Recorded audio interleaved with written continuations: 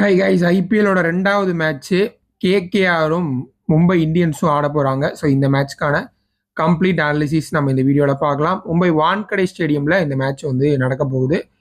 So இந்த மேட்சோட complete analysis நம்ம இந்த வீடியோவில் பார்க்கலாம். வீடியோக்குள்ள போகிறதுக்கு முன்னாடி நீங்கள் நம்மளுடைய டெலிகிராம் சேனலில் இது வரைக்கும் ஜாயின் பண்ணல அப்படின்னா ஜாயின் பண்ணிக்கோங்க. ஜாயின் பண்ணுறதுக்கான லிங்க் வந்து இந்த வீடியோக்கு டிஸ்கிரிப்ஷனில் நான் உங்களுக்கு கொடுத்துருக்கேன். அப்படி இல்லைனா விகே டீம்ஸ் அப்படின்னு டெலிகிராமில் சர்ச் பண்ணி கூட நீங்கள் ஜாயின் பண்ணிக்கலாம். ஸோ டெலிகிராம் சேனலில் ஜாயின் பண்ணுறது மூலிமா உங்களுக்கு ஃபைனல் ஸ்மால் லீக் டீம் நாங்கள் கொடுத்துருவேன். அண்ட் அது மட்டும் இல்லாமல் என்ன அப்டேட்டாக இருந்தாலும் குயிக்காகவும் ஃபாஸ்ட்டாகவும் உங்களுக்கு அங்கே என்னால் கொடுக்க முடியும். அண்ட் அது மட்டும் இல்லாமல் எனக்கு பர்சனலாக நீங்கள் ஏதாவது உங்களுக்கு என்ன சந்தேகம் கேட்கணும் அப்படின்னா கூட டெலிகிராமில் நீங்கள் பர்சனலாக காண்டாக்ட் பண்ணி நீங்கள் கேட்டுக்கலாம். இந்த மேட்சோட அனாலிசிஸ் பார்த்துடலாம். ஸோ மும்பை வான்கடே ஸ்டேடியமில் இந்த மேட்ச் வந்து நடக்க போகுது. வான்கடேவை பொறுத்த வரைக்கும் ஒரு நல்ல பேட்டிங் ஃப்ரெண்ட்லி விக்கெட் அப்படிங்கிற மாதிரி நம்ம கன்சிடர் பண்ணலாம். ஏன்னா பவுண்டரிஸ் ரொம்ப ஷார்ட்டாக இருக்கும். அண்டு நியூ பாலில் கொஞ்சம் ஹெல்ப் இருக்கும். அதை தவிர்த்து பார்த்தோம் அப்படின்னா பேட்டிங் ரொம்ப ஈஸியாக இருக்கும் போக போக. அண்ட் அது மட்டும் இல்லாமல் செகண்ட் இன்னிங்ஸில் நல்ல டியூ இருக்கும். ஸோ 2 இன்னிங்ஸ்லையுமே நியூ பாலில் கொஞ்சம் அசிஸ்ட் கிடைக்கும். அதற்கு சமாளித்து ஆடிட்டாங்க அப்படின்னா அதற்கப்புறம் வந்து ரொம்ப ரன்ஸ் நிறைய வர்றதுக்கான வாய்ப்புகள் இருக்குது. ஸோ 200 ரன் அந்த மாதிரியான மேட்சஸ் கூட நீங்கள் தாராளமாக எதிர்பார்க்கலாம். அதுக்கேற்ற மாதிரி உங்கள் டீமை நீங்கள் எடுத்துக்கோங்க. 2 டீமோட ப்ராபபிள் பிளேயிங் லெவன் வந்து பார்த்துடலாம். ஃபர்ஸ்ட் மும்பை இந்தியன்ஸோட ப்ராபபிள் பிளேயிங் லெவனை. ஸோ மும்பை இந்தியன்ஸை பொறுத்த வரைக்கும் நான் டைட்டில் இதில் தம்ப்நெயிலில் போட்டிருந்த மாதிரியே 2 மெயின் பிளேயர் மிஸ் அவுட் பண்ணுறாங்க முதல் மேட்ச்சு. ஒன்று மிச்சல் சாண்டர், இன்னொன்று வில் ஜாக்ஸ். மிச்சல் சாண்டர் போன சீசன் என்ன மாதிரியான ஒரு இம்பாக்ட் கொடுத்தாரு அப்படிங்கிறது உங்கள் எல்லாருக்குமே தெரியும். அவர் கொடுத்த இம்பாக்ட்னால தான் பிளே ஆஃப் வரைக்கும் குவாலிஃபை ஆனாங்க. அண்ட் வில் ஜாக்ஸ் என்ன மாதிரியான ஃபார்மில் இருக்கார் அப்படிங்கிறத நீங்கள் ரீசெண்டாக நடந்த T20 சீரிஸ் வேர்ல்டு கப் பார்த்துருந்தீங்க அப்படின்னா தெரிஞ்சிருக்கும்.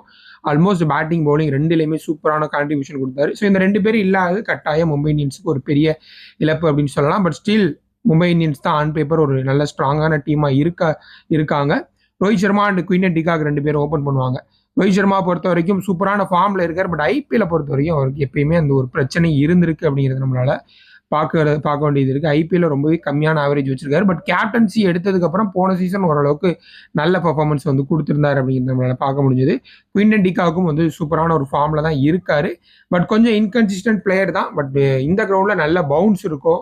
ஸோ டெஃபினட்டாக என்ஜாய் பண்ணுவார் குயின் டிகாக் அப்படிங்கிற மாதிரி எதிர்பார்க்கலாம். சூரியகுமார் யாதவோட ரீசன்ட் ஃபார்ம் அந்த அளவுக்கு நல்லா இல்லை அப்படிங்கிறது நம்ம எல்லாருக்குமே தெரியும். பட் ஐபிஎல் அப்படின்னு வரும்பொழுது அவர் வந்து ஒரு டிஃப்ரெண்ட் லீக்ல இருப்பார். ஸோ அதை நம்ம எதிர்பார்க்கலாம். திலக் வர்மா யூஸ்வல் 2 டவுன் பொசிஷனில் ஆடினார் அப்படின்னா ரொம்ப ரொம்ப எஃபெக்டிவாக இருக்கிறதுக்கு வாய்ப்புகள் இருக்குது. சூப்பரான ஒரு ஃபார்ம்ல இருக்காரு திலக் வர்மா அப்படிங்கிற மாதிரி பார்க்கலாம். ஹார்திக் பாண்டியா தான் லீட் பண்ணுறாரு டீமை. அண்ட் இந்த நியூ ஓவர்ஸ் வந்து முக்கியமான சமயங்களில் கையில் எடுப்பார். அதை நம்ம நிறைய முறை பார்த்துருக்கோம். நியூ பாலில் போடுவார். சில சமயம் டெத் ஓவர்ஸில் கூட வந்து போட்டு விக்கெட் எடுக்க பார்ப்பார். பேட்டிங்லேயும் சில சமயம் டக்குன்னு முன்னாடி ஏதாவது வந்துருவார். ஸோ கொஞ்சம் அன்பிரடிக்டபுளாக தான் பண்ணிட்டுருப்பாரு. ஸோ நீங்கள் கேப்டன் அப்படிங்கிறதுனால அவருடைய டிசிஷன் முடிஞ்ச அளவு வந்து ஸ்கோர்ஸ் அண்ட் விக்கெட்ஸ் எடுக்கிறதுக்கு அவரோட கான்ட்ரிபியூஷன் அதிகமாக இருக்கிறதுக்கு எந்த ஏரியாலாம் வந்து ஓப்பனாக இருக்கோ அதெல்லாம் முடிஞ்ச அளவுக்கு யூட்டிலைஸ் பண்ணிக்க பார்ப்பாரு அப்படிங்கிற மாதிரி பார்க்கலாம். கேப்டன்சி அப்படின்னு மட்டும் இல்லாமல் பர்சனலாகவும் அவருடைய ரன்ஸுக்கு அண்ட் விக்கெட்ஸுக்கு வந்து நிறைய மெனக்கெடுவார் அப்படின்னு எதிர்பார்க்கலாம். ஸோ அதனால கட்டாயம் வந்து அவரை நீங்கள் கேப்டன் வைஸ் கேப்டனாக கூட தாராளமாக உங்கள் டீமில் ட்ரை பண்ணி பார்க்கலாம். நமன்தீர் லாஸ்ட் சீசன் ஒரு அன்சங் ஹீரோவாக இருந்தார். நிறைய மேட்சஸில் வந்து நல்ல பர்ஃபார்மன்ஸ் வந்து கொடுத்துருந்தாரு. ஸோ டாப் ஆர்டரில் விக்கெட் எதிர்பார்க்குறீங்க அப்படின்னா ஷோரா வந்து நமன்தீரை எடுத்துக்கோங்க. சர்ப்னே ரதர்ஃபோர்டும் வந்து நல்ல ஃபார்மில் இருக்கார். T20 வேர்ல்டு கப்பில் பார்த்துருந்தீங்க அப்படின்னா தெரியும். சூப்பரான ஒரு ஆப்ஷன் அப்படிங்கிற மாதிரி பார்க்கலாம். கார்பின் போஸ் சூப்பரான ஒரு ஆப்ஷனு.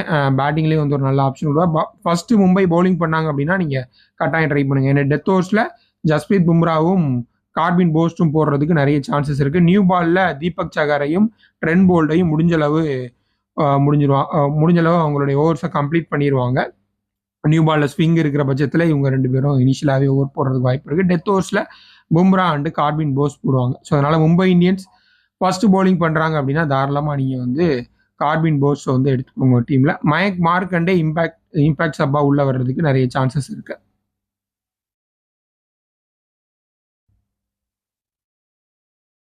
கேகேஆரோட ப்ராபபிள் பிளேயிங் லெவன் வந்து பார்க்கலாம். ஸோ கேகேஆரை பொறுத்த வரைக்கும் அவங்களுக்கு இந்த 4 ஓவர்சீஸ் ஆப்ஷனில் முசரஃபானி ஆடினாங்க அப்படின்னா டீம் சைபட பெஞ்சில் தான் உட்கார வைக்கணும். ஏன்னா லாஸ்ட் சீசன் சுனில் நரேன் ஓரளவுக்கு நல்ல கான்ட்ரிபியூஷன் கொடுத்தாரு ஓப்பனிங்கில். அதனால இனிஷியல் ஸ்டேஜில் அது எதுவும் மாற்ற மாட்டாங்க அப்படின்னு நினைக்கிறேன். பார்க்கலாம். இல்லை முசரஃபானியை உட்கார வைக்கிறாங்களா அப்படிங்கிறத நம்ம வெயிட் பண்ணி தான் பார்க்கணும். பவுலிங் கொஞ்சம் வீக்கராக தான் இருக்குது. ஏன்னா நிறைய பவுலர்ஸ் வந்து உங்களுக்கு இல்லை ஓவர்சீஸ் ஆப்ஷனு. ஸோ அதனால் முஷரப் வானி உள்ளே ஆடுறதுக்கு சான்ஸ் அதிகமாக இருக்குது அப்படின்னு பார்க்கலாம். ஃபின் ஆலன் அதுக்கப்புறம் வந்துட்டு சுனில் நரேன் 2 பேரும் வந்து ஓப்பன் பண்ணுவாங்க. ஸோ ஃபின் ஆலன் செம்மையான ஒரு ஃபார்மில் இருக்கார். மாட்டிடுச்சு அப்படின்னா பயங்கரமாக அடிச்சு கொடுப்பாரு அப்படிங்கிற மாதிரி எதிர்பார்க்கலாம். சுனில் நரேன் ஸோ அவர் வந்து கொஞ்சம் ஹிட் மிஸ் பிளேயர் மாதிரி தான். ஏன்னா மும்பையோட பவுலிங் அட்டாக் செம்மையாக இருக்குது. சாலிடான பவுலிங் அட்டாக் வச்சுருக்காங்க மும்பை. ஸோ இனிஷியலாக எடுக்கிறதுக்கும் சான்ஸ் இருக்குது. இல்லை கொஞ்சம் குட்டி கிரவுண்டு மாட்டிக்கிடுச்சு அப்படின்னா கூட குயிக்காக வந்து குயிக் ஃபயராக ஒரு 30-40 ரன்ஸ் அடிக்கிறதுக்கும் சான்சஸ் நிறையவே இருக்குது. ரகானே பொறுத்த வரைக்கும் அவருடைய ஹோம் கிரவுண்டு. ஸோ இதில் நிறைய ஆடின அனுபவங்கள் இருக்குது. அவுட்ஃபீல்டு நல்ல ஃபாஸ்டர் அப்படிங்கிறதுனால ரகானேக்கு ரொம்ப சூட்டபிளான ஒரு கிரவுண்ட் அப்படிங்கிற மாதிரி கன்சிடர் பண்ணலாம். ஸோ கிராண்ட் லீக்ல மோஸ்ட்லி இன்க்ளூட் பண்ணிக்கோங்க. அன்கிரீச் ரகுவன்ஸும் டெக்னிக்கலி நல்ல ஸ்ட்ராங்கான ஒரு பேட்டரு. டாப் ஆர்டரில் ஏர்லி விக்கெட் போடுச்சுன்னா அவர் வந்து 10-15 ஓவர் வரைக்கும் கொஞ்சம் காமா ஆடி ஓரளவுக்கு ஒரு டீசென்ட் இன்னிங்ஸ் வந்து பில்ட் பண்ணி கொடுப்பாரு. கேமரூன் கிரீனோட பேட்டிங் பொசிஷன் எங்கே ஆட வைக்க போகிறாங்க அப்படிங்கிறது தான் பெரிய கேள்விக்குறியாக இருக்குது. 1 டவுனில் ஆடும்பொழுது மும்பை இந்தியன்ஸுக்கு யூஸ்வலாக செம்மையான பர்ஃபார்மன்ஸ் கொடுத்துருந்தாரு. பட் இப்போ வந்து எப்படி எங்கே ஆட வைக்க போகிறாங்க அப்படிங்கிறத பார்க்கணும். அதே போல் நம்பர் 6 கொஞ்சம் டவுட்ஃபுல்லாக தான் இருக்குது. அனுகுல் ராய் மோஸ்ட்லி இந்த இம்பாக்ட் அப்பா ஃபீல்டிங்க்கு எடுத்துகிட்டு வருவாங்க. எப்படி ஆட போகிறாரு அப்படிங்கிறத பார்க்கணும். ஸோ இவராக ட்ரை பண்ணுறாங்களா இல்லை ஆக்ஷனில் எடுத்து ஏதாவது யங் பிளேயர்ஸுக்கு அந்த சான்ஸை கொடுக்குறாங்களா அப்படின்னு வெயிட் பண்ணி பார்க்கணும். ரிங்கு சிங்கு பொறுத்த வரைக்கும் மோஸ்ட்லி அவாய்ட் பண்ணிக்கலாம். ஏன்னா அவருக்கு எப்பயுமே பேட்டிங் கிடைக்காது. இந்த கேகேஆரில் ரொம்ப கீழே தான் பேட்டிங் அனுப்பிட்டு இருப்பாங்க. ஸோ இந்த சீசனாவது மேபி ஒரு கொஞ்சம் மேலே பேட்டிங் அனுப்புகிறாங்களா அப்படிங்கிறத பார்க்கணும். ரமன்தீப் சிங்கும் அதே தான். ஓவர்ஸ் போடுவாரா அப்படின்னு உறுதியை நம்மளால சொல்ல முடியாது. ஸோ தேவைப்பட்டா போடுவார் அப்படின்னு எதிர்பார்க்கலாம். பேட்டிங்லேயும் ரொம்ப கீழே வர்றதுனால ஸோ இவரெல்லாம் பெருசாக கன்சிடர் பண்ணாதீங்க. உம்ரான் மாலிக் அல்லது கார்த்திக் தியாகி 2 பேர் யாராவது ஒருத்தவங்க ஆடுவாங்க அப்படின்னு எதிர்பார்க்கலாம். உம்ரான் மாலிக் வந்து ரொம்ப ஒரு பெரிய கேப்புக்கு அப்புறம் வர்றாரு இன்ஜுரி. ஸோ டொமஸ்டிக் மேட்சஸ் கொஞ்சம் ஆடி இருக்காரு. பட் ஸ்டில் வந்து பெரிய இன்ஜுரி. ஐபிஎல் சீசன் ப்ரீவியஸாக ஒரு 2 சீசன் மிஸ் பண்ணியிருக்காரு. ஸோ இந்த சீசன் பார்க்கலாம் எப்படி ஆடுறாரு அப்படின்னு சொல்லிட்டு. கார்த்திக் தியாகியும் பார்த்தீங்கன்னா நல்ல யாக்கர்ஸ் போடக்கூடிய போல 140 அந்த ரேஞ்சில் கிளிக் பண்ணக்கூடிய பவுலர் தான். அவருமே டீசென்ட் பேஸ் போடுவார். ஸோ ஃபர்ஸ்ட் பவுலிங் பண்ணாங்கன்னா ட்ரை பண்ணி பாருங்க. Vaibhav Arora new ball wicket கிடைக்குமா அப்படின்னு பார்க்கணும். லெஃப்ட் ஹேண்டர்ஸ்க்கு கொஞ்சம் நல்லா போடுவார் Vaibhav Arora. So Quinton de Kock கூட விக்கெட் இனிஷியலாக டார்கெட் பண்ணுறதுக்கும் சான்சஸ் இருக்குது. ஸோ அந்த மேட்சப்லேயும் நீங்கள் ஒர்க் பண்ணி பாருங்க. பிளஸிங் முஷரப் வானி. ஸோ முஷரப் வானியை பொறுத்த வரைக்கும்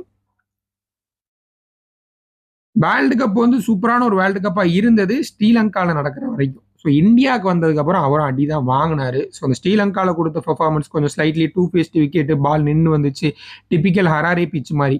ஸோ அங்கனால வந்து நல்ல விக்கெட்ஸ் வந்து நிறைய எடுத்தார். பட் அதற்கப்புறம் வந்து கொஞ்சம் அடி வாங்கினார். இங்கே இந்தியாவில் நடந்த மேட்சஸ் எல்லாத்துலேயுமே செம்ம அடி வாங்கினார் சூப்பர் 8ல். ஸோ அவர் வந்து ரொம்ப எக்ஸ்பென்சிவாக போகிறதுக்கு வாய்ப்பு இருக்குது. ஸோ இவரையுமே வந்து ஃபஸ்ட்டு கேகேஆர் பவுலிங் பண்ணாங்கன்னா எடுங்க. டெத் ஓவர்ஸில் 1 அல்லது 2 விக்கெட் கிடைக்க வாய்ப்புகள் இருக்குது. வருண் சக்கரவர்த்தி சுத்தமாக ஃபார்மில் இல்லை. T20 வேர்ல்டு கப்பில் இனிஷியலாக ஒரு 2-3 மேட்ச் 2 மேட்ச் நல்லா பெர்ஃபார்ம் பண்ணார். அதுக்கப்புறம் வந்து கம்ப்ளீட்டாக அடிக்க ஆரம்பிச்சிட்டாங்க. ஒரு மாதிரி ரீட் பண்ண ஆரம்பிச்சிட்டாங்க. டெஃபினட்டாக வருணை பொறுத்த வரைக்கும் ஒரு ஃபைட்டர் பிளேயரு. டெஃபினட்டாக ஒர்க் பண்ணிட்டு வருவார். அதில் எந்தவித சந்தேகமும் கிடையாது. ஸோ வருணை கட்டாயம் ஒரு டீமில் இன்க்ளூட் பண்ணிக்கோங்க அப்படின்னு நான் சொல்லுவேன். அண்ட் இந்த மேட்சை பொறுத்த வரைக்கும் கிராண்ட் லீக் பிக் அப்படின்னு நம்ம பார்க்கும் பொழுது ஸோ 3 பிளேயர் நான் இந்த மேட்ச் இன்க்ளூட் பண்ணுறேன் உங்களுக்கு கிராண்ட் லீக் பிக்கு. ஒன்று வந்து தீபக் சகர். ஸோ மும்பை வான்கடையில் எப்பயுமே டிப்பிக்கல் அந்த நியூ பால் ஸ்விங் இருக்கும். தீபக் சகரை பொறுத்த வரைக்கும் இனிஷியலாக 2 அல்லது 3 ஓவர், இன்ஃபேக்ட் 4 ஓவர் கூட ஃபுல்லாக கண்டினியூஸாக போடுறதுக்கும் சான்ஸ் இருக்குது. ஸோ நியூ பாலில் கண்டிப்பாக விக்கெட்ஸ் கிடைக்கிறதுக்கு நிறைய சான்ஸ் இருக்குது. வான்கடையில் ரொம்பவே கம்மியான பேர் தான் எடுத்திருக்காங்க தீபக் சகரை. ஸோ உங்கள் டீமில் நீங்கள் ஜிஎல்ல ட்ரை பண்ணி பார்க்கலாம் தாராளமாக. அதே போல் அன்கிரீச் ரகுவன்சி. ஸோ இவருமே ஏர்லியாக டாப் ஆர்டரில் விக்கெட் போயிருச்சு அப்படின்னா ஒரு ஆங்கர் ரோல் பிளே பண்ணி கொஞ்சம் ரன்ஸ் எடுத்துகிட்டு போவார். கட்டாயம் ட்ரை பண்ணி பாருங்கள். நமன்தீரும் நல்ல ஃபார்மில் இருக்கார். ஸோ மும்பை சைட்லேருந்தே இனிஷியலாக விக்கெட்ஸ் போகும், டாப் ஆர்டரில் நிறைய விக்கெட் போகும் அப்படிங்கிற மாதிரி நீங்கள் ஒரு டீம் போடுறீங்க அப்படின்னா நமன்தீரை உங்கள் டீமுக்குள்ள இன்க்ளூட் பண்ணிக்கோங்க தாராளமாக. ஸோ இந்த 3 பேரும் கிராண்ட் லீக்ல நீங்கள் தாராளமாக ட்ரை பண்ணி பார்க்கலாம்.